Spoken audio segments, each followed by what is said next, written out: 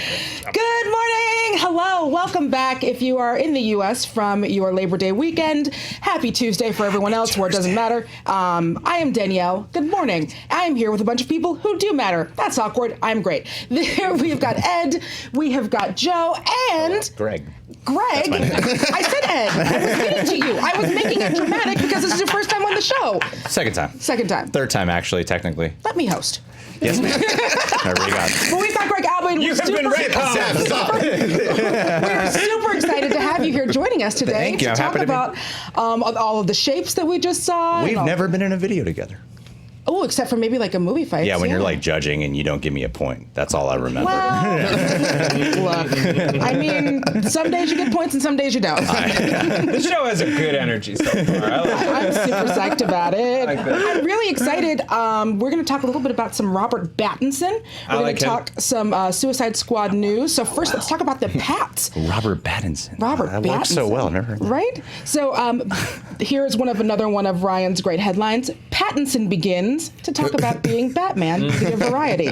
Well done. From Pats to Bats, Robert Pattinson opened up about... I don't know why I'm doing that voice. That's your new on-camera voice for the rest of the episode. Pats. Robert Pattinson opened up about the fame before the wane in a cover story for Variety on turning down mainstream movies post-Twilights. Big movies, usually, generally, the parts aren't as interesting, at least the stuff that was coming my way. I guess there was some fear. Obviously, there was some mixed reaction to him being announced as Batman, and to that, Pattinson said, to be honest, it was less vitriolic than I was expecting, and he said he's not deterred by all y'all doubters who don't believe in the Pats as the Bats. He says it's much more fun when you're an underdog. There's no expectation of you. Does that seem to ring true for y'all, that how it helps to be seen as an underdog so you don't have to worry about high expectations? Does that feel right? I mean, it seems like a well-worn trope. When somebody announces something and then people get too hype over it, it's always good. You know, even in sports, no matter if you're the winningest team ever, you go like, well, this year we're the underdogs because everybody expects us to win, and that makes us. You know what I mean? Yeah. You can make yourself an underdog in a sort of way. I feel like when you have a goal to kind of grow or prove yourself, I think automatically kind of having that mentality naturally gives a sort of freedom. And, you know, sometimes when you're like at the top already, you already made it, or people are expecting you to do good, but you don't have something to really achieve for, if you know what I mean. Right. It kind of actually can lessen the impact. So I think that makes sense. I feel like either one, if you're an underdog or people already have faith in you, lends itself to some kind of insecurity. Either one does. For sure. I feel like he's on a good path right now because it's been long enough from Twilight that I think his reputation is now, I've heard that guy does good things now. Because most people, like, if it doesn't say Avengers or Batman on the marquee, like, probably aren't going to go see it. So I think, but he's done, like, enough, like, really good work now that even though probably the majority of the public, like, hasn't seen it and isn't like, oh, man, I'm up on my Robert Pattinson, they do know enough to be like, I've heard he's been just like really killing it lately, so I guess sure, he'll work as Batman. So I feel like he's in a good like spot. Whereas if it was like, I don't know, like Chris Pratt. Bat Pratt. Yeah, if it was Bat Pratt. I feel like even if you just see the trailers for Robert Pattinson's movies outside of Twilight, you'll know that he can do this role. Like just the trailers, you'll be like, man, this guy can do it. Yeah, you could do one of those, those fake trailers people try to pass off. That is a thing people do. Weird. Very weird. You could make a good one though, just of like broody Bruce Wayne. Crazy footage. Bruce. They did one with Joaquin Phoenix for the Joker a long time ago. That was great. So. Oh, just from like. Yeah, pulling footage from like The Master and everything. Yeah. And I think. Well, and also I just would love for everybody to remember that every single time anybody's been announced as Batman, everybody loses their stuff. Yes. Every Joker. time. Joker, Batman, it does not matter. Yeah. You know what I mean? So it's like this isn't a new phenomenon. This is us getting riled up about the sun coming up. Yeah. Like, this wild orb in the sky. But I do agree though. Like people haven't been, or maybe because I was just like, I don't want to look at it. But it feels like people weren't quite as insane. About this, and I don't know if that's to speak to his reputation or if we've actually succeeded at something in a post let's bully Jar Jar Binks world, and people were just like, you know what? Let's be nice for once. That can't possibly have been it. He did reveal that he also had an informational meeting with Marvel. I don't know what that means, around the time of Guardians of the Galaxy, but nothing came of it. He said, I don't know what I would really be chasing. The idea of trying to transition after Twilight, I never saw a road in that direction. So if his conversations with Marvel had gone anywhere, is there a character that you think he could have played in the last few years, or one we haven't met yet? What do you think, Greg? From the Marvel universe, for Robert Pattinson's skills, I can't think of any. Like immediately post Twilight, I'm trying to think. Namor. Okay. Like a character that's already been played before. Or just any character you could think of, like a good Marvel character that you would want to see him as. Oh boy, I do know that. Come back to me on that one. Yeah, I'll I think of I'm not sure on character, but I think what an informational meeting with Marvel is Feige takes you to a large room and it's just full of hats with character logos, and he just has you try on different hats. Which one fits? Yeah. No, not Black Panther. Put that down. Put that down. No, but I think it might even be more advanced than that. Like one of those like say yes to the dress machines or whatever, where they can put your face in the dress. Yeah. So they just put a Wolverine costume. Nah, a little too tall. Put a Moon Knight costume on him. More interesting. Just move all these costumes onto him. Yeah. That might be interesting. A Steven Dorff Deacon Frost match happens, and it's just like 100%. 100%. And then an e-cigarette appears in his mouth. Yep. Is there anyone was he meeting for someone specific? Like, would it have been like a Guardians of the Galaxy kind of role, you think? I don't know. It sounds like it would have been one of those things where you go in, it's kind of a like handshake, get to know you. What do you know about Marvel? Well, what do you know about me, Robert Pattinson? And then you kind of get together and figure out. He went to a Marvel general. He went to a general. He went to a general meeting. I mean, from that time ago, I'm so fixated on what could he have played in this timeline already. I bet it was Spider-Man. Spider-Man, really? I bet it was Spider-Man. I'm not saying it's a good idea, but I bet it was Spider-Man. I'm saying it's a very bad idea in the continued vein of let's have a 35-year-old man play this high school boy. I feel like it could have been Hulk, if anything. Weirdly, because he's got kind of that brooding personality. And you never know. Norton went out. Ruffalo could go out any minute. Yeah. Got to replace him. We're watching you, Ruffalo. We're watching you, Ruffalo. Quit spoiling crap. Any second he could go back to Noah Baumbach movies. Yeah. Well, and he said that he's like, so Robert Pattinson is genuinely a huge fan of Batman, and he said, it's actually an interesting part, he says, of Batman. It's because I think it's because he doesn't have any superpowers. He had been chasing Batman for longer than anyone knew, so he has been trying to be Batman, which is interesting, again, especially kind of post-Twilight. And it was supposed to be this huge, huge secret, but guess what the internet does? It leaks things. Things get leaked. And so when it leaked, he said he was terrified. I was like, oh, F exclamation point. Doesn't that screw me because they are so intent on secrecy? Everyone was upset. Everyone was panicking. He thought he had blown the whole thing. So considering how much he has avoided these big mainstream movies, does it say a lot that he was gunning for Batman and was genuinely nervous about losing it? Yeah, I find this fascinating because I know when Ben Affleck was cast, they told him, you just got to stay clear of social media. You have to. But he wasn't officially casted. We're still in the negotiation process, and he was worried that this was going to tamper with him possibly getting the role. I think from the interview it was saying that he was worried that the internet would have a reaction and be like, oh, never mind, we can't put Robert Pattinson in this then. So it's from us doing YouTube, we know how to comments can make it. We know that feeling of we should avoid comments. Then we decide one day we'll read a comment, and then we just go down that wormhole and we're just trying to find where's the positivity. So I just felt bad for it. Does anyone like me? Does anyone like me? Yeah, because he said he was off camera. We have the positivity mirror, and before I let anyone sit at the table, you have to sit and look at the positivity mirror. Say one nice thing about yourself. That's a good point, actually. That's a good thing I should do every day. I think. Greg, say one nice thing about yourself. I sometimes like my curls. Greg's got amazing hair. Some Those days curls, it's not. You should see those in person. They're gorgeous. In person, they're fantastic. I think Pattinson going for the bats, if you really think about it, I'm not trying to denigrate any other comic book characters. Lo behold, anyone who does that. But if you're looking for an act, if you're looking for an actor role as a superhero, Batman's the one. He's tortured. You have to play intelligent as well as a martial arts guy. You have to play detective. Hopefully, in this new one, you'll have to be convincing as a detective. There's so many things you have to do that are acting challenges. It's up there with Tony Stark.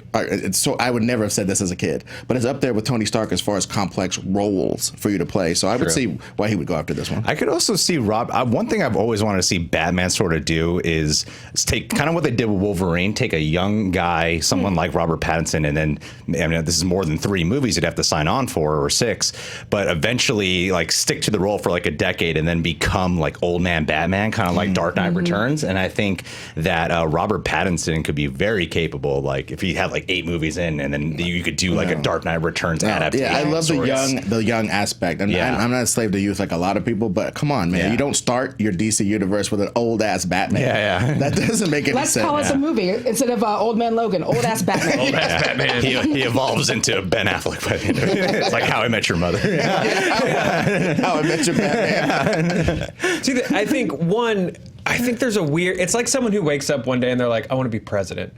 It's someone who wakes up one day and is like, I should play Batman. That's psychotic. In a very Batman way. Yeah. In the same way of someone actually saying, I should dress up as a bat at night and beat up criminals. So I think that's a very, you need that little bit of psychosis to play Batman well, I think. Speaking of dressing up as Batman, his final audition involved actually putting on the bat suit. So they had him audition. Yeah, so he had to audition. Okay. He said, it's maybe the craziest thing I've ever done in terms of movie stuff. I put it on. I remember saying to Matt, it does feel quite transformative. You mean Robert Pattinson? 110% what he sounds like. That's exactly what Robert Pattinson sounds Batman is an 18th century chimney sweep. You always small and tight. I love it because in the interview they talked when he was on the airplane and found out that it leaked, he had like a full meltdown in front of Christopher McQuarrie. And I just wanted it to have happened in that voice. Like, I'll never get the role now. Oy vey. Oy vey. I'm very tired. But yeah, so he talks about how he gets into the ritual of putting on the bat suit. You guys should actually read this. I'm going to try to read some of it, but not too much.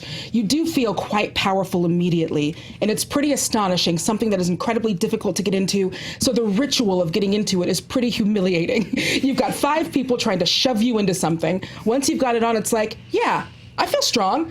I feel tough, even though I have to have someone squeezing my butt cheeks and legs. I can't stretch or really move, but yeah, I'm cool. I think that's why, because everyone points at the Nolan films as like being like hyper realistic and grounded, but that's what it was missing, I think. Yeah. Christian Bale walking into the cave and having like 5 attendants, and Michael Caine's like, oh, now put him in it. 5 people strapping him in. Well, she's bum. I wonder what suit they had him try on, because I know where Christian Bale, you can see the test footage of like Christian Bale and Cillian Murphy both trying on, like, I think it was the Batman Forever suit before Batman Begins. So I wonder what suit they had him try on for this definitely one. wasn't the Batfleck suit, right? I don't know. Is it you always go suit back, or they always put you in the nipples suit just to like for the humility of it? But dude, also just this thought that it just occurred to me that they got Batman suits like bowling shoes. Just at the DC headquarters. Just a bunch. What are you, about 38 looks long? Exactly like Batman. Is it 89 or Returns, where he like opens the thing and he just has them like you put on a suit and they're all just on hangers? It's Returns, because it's right when they do that awesome, that that great, it is the best GIF on the internet where... That is literally where, that's what they got. Mm-hmm. And so he says, although he had a clear take on how he'd play Batman, he had to adjust his movements to his new latex body. This is sounding unnecessarily sexy. So what would be the first thing that you would do if you got to put on one of the actual Batman costumes from the movies? Gosh, go down Hollywood Boulevard, man.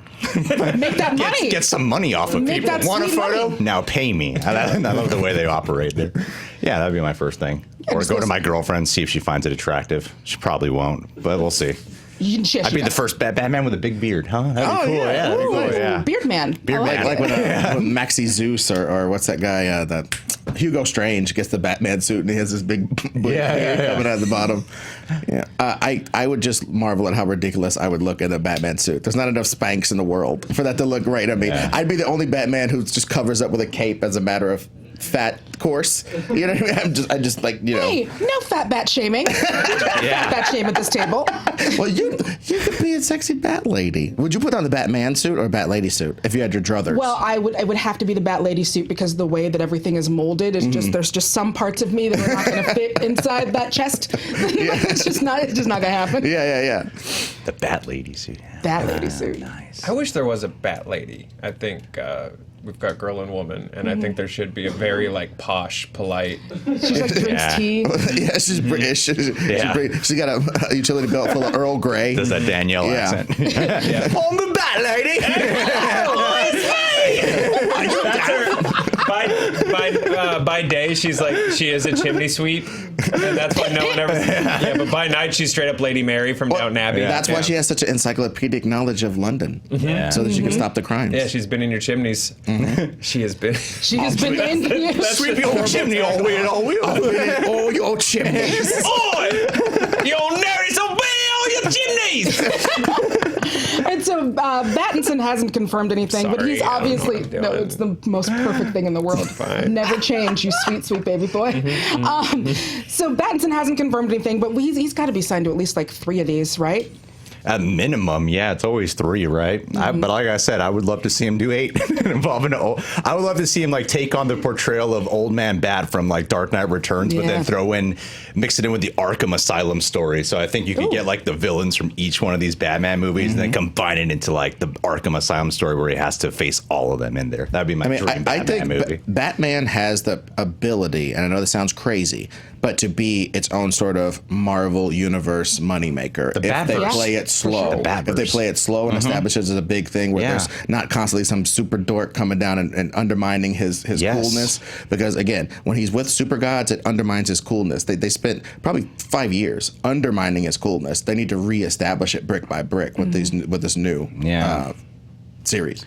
Yeah, no, I agree. Like I always thought that if you started with Batman, you could form a Batman. Out of all these DC characters, it lends itself to a universe alone. For sure. I mean, you get like the Nightwing. They talked about it. You get like Nightwing in there, even with Batgirl. But now they're kind of just like, no, let's just throw a bunch of different Bat characters out there and have their own movies established before we have our Batman franchise established. But that's what I would dream of. Yeah, not the best idea. So, do you have any favorite Pattinson performance?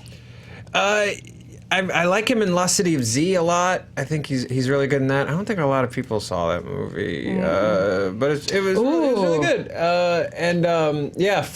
Killer Beard in that one. And then it's kind of a basic B opinion, but I really like him as Cedric Diggory.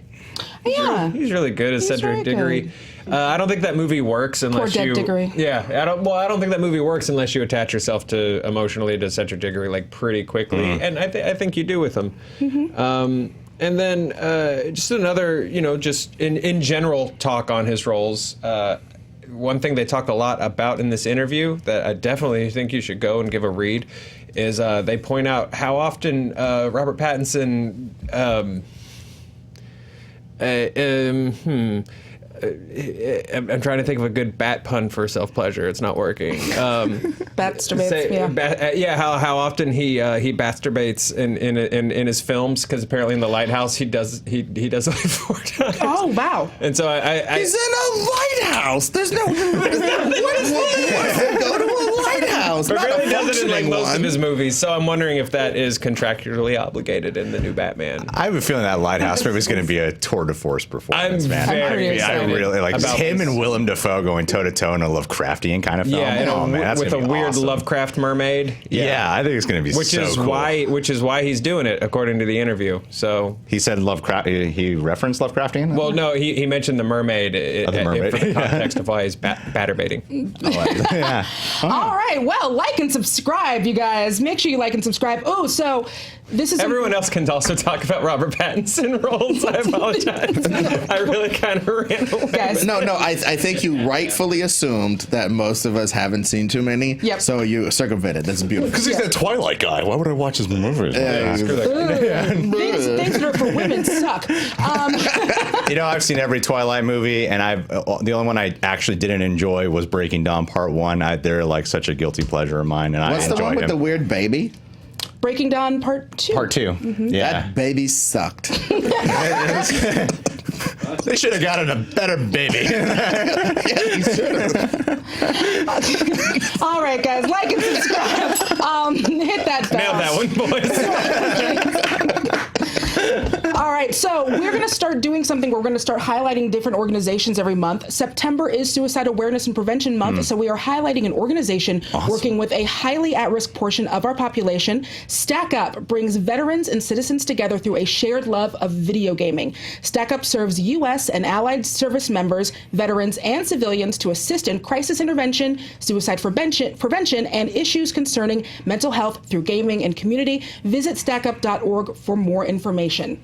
Awesome. Yeah. Very excited about that. I think what most people here know, I grew up on military bases. Most of my family are like military or vets. So this is one that hits really close to home for me, and I'm glad that we're able to shine some light on what they do. That's really great. Aside from that, we've also got tons of Fandom and Screen Junkies goodness to check out. There will be a Charting with Dan. Don't you worry. Dan's crunching numbers and charts as we speak. The honest trailer for the 90s version of It is out now. And yesterday's Labor Day SJU went off the rails, but also has one of the greatest games ever conceived. So make sure you check it out. Also, This Is Not a Drill. Movie fights this Saturday. 3 fighters, 3 chairs, 3 judges, and 5 friggin' questions. Let's get it. Also, Saturday. It's going up on Saturday. And happy birthday, Greg Alba. Thank you. Hey, It is Greg's birthday. Thank you. Thank you. Happy to be here. We're happy to have you here on your birthday. It's your birthday tomorrow. Yes. See? Hey, happy birthday. Happy birthday. Hey. Me and Beyonce, baby. All right. There's very few people I'd spend 2 hours on the road for on my birthday. Screen Junkies, I love these people. We're honored. I'm so happy to be here. We're so happy to be here. that you I can be really here. do love it here. Oh, you guys. Can I just say one thing? One Yes. little quick thing, actually, and it just popped in my mind. You know that feeling that people sometimes go to YouTubers and say like, you guys helped me get through like a lot of hard times, or when I listen to you guys, it really helps me decompress or something. That's how I feel with this group here. So I do watch Screen Junkies News more than any other YouTube channel. Definitely more than I do. Yeah, I think more than anyone involved here. So yeah, like to come here, I was like to come here on my birthday was like, yeah, I would love to come here. Okay, Greg, so, you yeah. can come back. You can come. Okay, please. You're booked again. Joe, just pull down your pants and me kiss that ass. Ironically, Thank you, though, brother. Thank you. his ass has a mustache too. It's true. All right, story number 2. Thank you, Greg Alba, you sweet, sweetheart. All right, story number 2, another great Ryan headline. Jojo gets a new trailer via YouTube. I just realized while we were working on the script this morning that was a bit you were doing and not a typo. I kept fixing it in the Google. This definitely wasn't a typo in the lower third either. So. It just kept happening, and I was like, "The hell's going on with this Printer malfunction. Ryan don't make no mistakes. Ryan don't make no mistakes. Jojo Rabbit released a second trailer today, giving us even more. Taika Waititi, that is going to be coming out on October 18th. The synopsis for this is during the Second World War, lonely German boy Jojo Rabbit Beltzler has his worldview turned upside down when he discovers that his single mother, Rosie, played by Scarlett Johansson, is hiding a young Jewish girl in their attic, aided only by his imaginary friend in the form of a ridiculously idiotic version of Adolf Hitler, played by Taika Waititi. Jojo must confront his blind nationalism. So we all had a chance to look at the trailer. What were our first impressions? Well, I think it's a smart trailer to release because I think when the sort of fun tone concept teaser trailer came out, like everyone went, I don't know, and just because. It just sort of said, hey, here's Taika being a goofy Hitler, and didn't really give you a whole lot outside of that. And so I think a lot of people were like, wait, I don't understand what this is. And I think this trailer does a really, really good job of hitting tone, hitting style, actually hitting the story and what it's going to be about. Which I think a movie like this kind of needs. Yeah, it's pretty, a lot. Yeah, it's pretty conceptually strong, and so I think some and I don't mean this in a bad way at all. Sometimes, especially if you're introducing something to somebody. And you're trying to sell them on it, you gotta hold their hand a little bit. I don't think that's mean or talking down to people. You just can't always bury the lead. Can't always bear the lead. I mean, it's a satire film, and I really think this is one of those movies that has all the controversy surrounding it leading up to it, but when you walk out of it, you'll be like, oh, it wasn't as big of a deal as anyone made it out to be. But in terms of just the trailer alone, I did love the heart that was communicated in the trailer because, like you were saying, like even the first half of this trailer was a lot of that comedic satire elements that seemed really appealing. But then when you get to the story with the Jewish girl that Jojo's interacting with, it kind of that's like classic Taika to me, and it is also sort of seems a little bit of Wes Anderson style infused in here. Maybe not the framing of it, but there's something within its tone that I feel like, I don't know, maybe because there's like, what was that one with the Boy Scouts? Moonrise?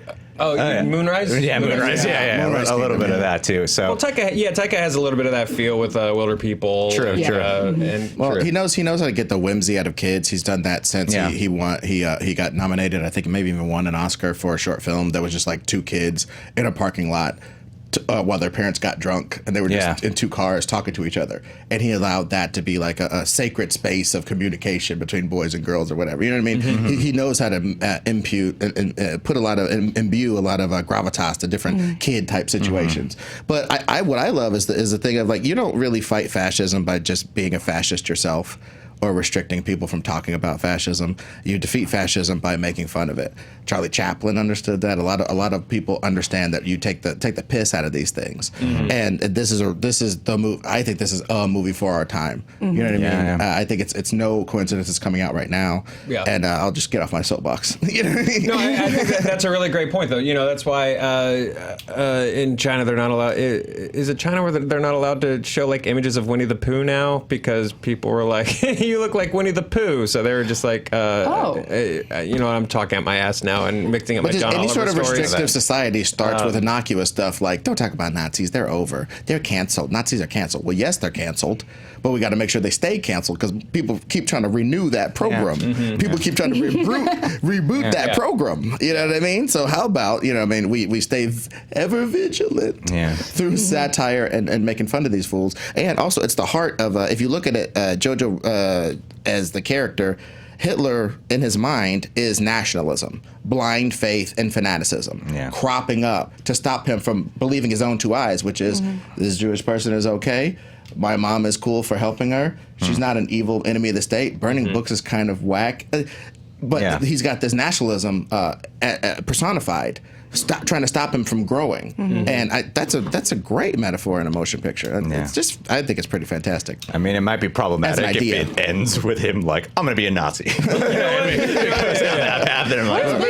based on a book. I have not read the book. I do read books. I just haven't read this book in particular. I believe you. And whether or not, just to cover our butts for later, whether or not this is a successful motion picture, I like this attempt. I understand this attempt. True.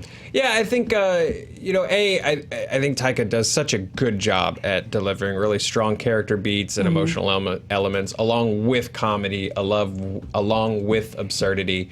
A lot of people's criticism of Thor Ragnarok that like, oh man, it was just nothing but jokes. I was like, not for me. Like that elevator sequence with Thor and Loki is probably my favorite piece of interaction between the two of them, and it's surrounded by ridiculousness, and I just think he knows how to balance it. Even What We Do in the Shadows has those great elements of just like absurdity, and then you get that, the moment of him on the street, like watching the girl he's been like in love with, through a window, and all of a sudden you just get like this immense sadness just communicated just in an instant. Like the guy knows how to tell a really impactful emotional story with ridiculousness, with a kid dropping a rocket launcher and like shooting a grenade into a building. Like he's I guess that's the difference between the teaser and this one, is that this one gave me the nuance. Right. Yep. Alrighty, story number 3. Boom, boom, boom. Suicide Squad up. I've not read this one yet. I'm trying to give these Ryan headlines the gravitas they deserve. This is via Deadline. Hot off the Suicide presses. Up. Hot off the presses of Deadline, Peter Capaldi in the Suicide Squad, and a hard maybe for Pete Davidson, as he is in talks too for a cameo of some sort. I assume he will be playing one of the Suicide Squad's boyfriends. Like, just Pete Davidson and up. Just there he is, being Hollywood's boyfriend. Plus, I believe that we mentioned, maybe not, can't remember, that Taika Waititi may be in it as well. I've lost track of everyone that's in this one now. Yes. I don't know. We've It's just talked names. about them. I know we talked about some of them last week. You could show me a quick screen grab of just tiny font, just actor names, and I would be like, that's the cast list. I'm pretty sure that's the confirmed cast list of this at this point. Well, but you know how Gunn organizes his stories. There's always some place that they go with a bunch of cameos or some sort of machination of there's always another group that you can point to, and there's cameos in there. Right. He knows how to play a large instrument, a large Phil Spector. Remember when we heard Stallone was in Guardians 2? We were like, what's he going to do? Oh, he's in it for 5 minutes. All right. But it's important. Yeah. And I would say that, but Pete Davidson, if this was David Ayer's Suicide Squad, I wouldn't be excited about it. I feel like James Gunn would know what to do with Pete Davidson. Yes, very self-aware. Yeah, definitely. Absolutely self-aware. So are you all excited about Peter Capaldi? So Peter Capaldi was Doctor Who, for those of us that watch the Doctors Who. He was the Doctor. He was the Doctor. You're the only one that watches it. Why am I correct? Do you watch Doctor? No, if Riley was here, you'd get the smack up. Oh, man. Yeah. I don't watch Doctor Who. I like But Capaldi, though. I have no idea what he's going to be or do. King Shark's already cast. That's my go-to casting hope. Mine is Catman. Yeah, okay. Peter Capaldi is old Catman? Yeah. Old man Old-ass Catman? Catman. Old-ass Catman? Okay, He's just laying on top of radiators. It's just like, Meow. Would Pete Davidson playing Catman kill your love for Catman? Why would you do this to me? Now it's there and it's never going away. That lives here now. Chaos. So Gunn is going to be directing, obviously, this huge DC movie in between two big Marvel movies because of the specifics of how him being fired from Guardians 3. Is it funny that another notable MCU director might be involved in this film if Taika does wind up having a role? It's kind of funny, right? It's kind of fun. I mean, I'm past the whole. I think we're all getting past the whole rivalry thing it's so between boring. them. Yeah. I'm just like let them do what they want to. They're actors and directors. They're filmmakers. I'm past it. So I mean, it's kind of cool, but I'm not. I'm sure I might have that thought. But it's not a big deal. It's not a big deal. Well, no, I think everybody knows now that the more good films are made with a certain filmmaker, and then you add that filmmaker to your thing, it helps your thing. Yep. Whether or not they work, whether or not they slept with the drummer or not. You know what I mean? It's like, so what? I like bands. I like this. You know what I mean? It's. There's no shaming of people from going from place to place anymore, or this weird, goofy brand loyalty. It's not. Well, we're gonna have to get used to it too, because now there are like 3 brands. Yeah. Yep. And those are the three buildings where you can get jobs, and we're gonna have to get used to everyone going from building to building to building. I gotta say, I know this might be a slightly off topic, but that's why I'm rooting for the Millerverse, because if the Millerverse works on, and that's how you say it, he's from Scotland, and in Scotland you say Miller. I know. It's Miller. Even though it has an AR, but kids out there, they're like, Mark Millar, this guy doesn't know what he's talking about. Mark Millerverse with Jupiter's Legacy and Jupiter's whatever, Jupiter, all types of stuff. Right. If that universe works, then creators who can come up with a cool superhero universe can go to a streaming service or go to the movies or do something and make a new one. Play with these toys, the boys on the big screen sort of thing. And I think that would be a great development. Rooting for the Layfield verse. Do Bad Rock? Come on.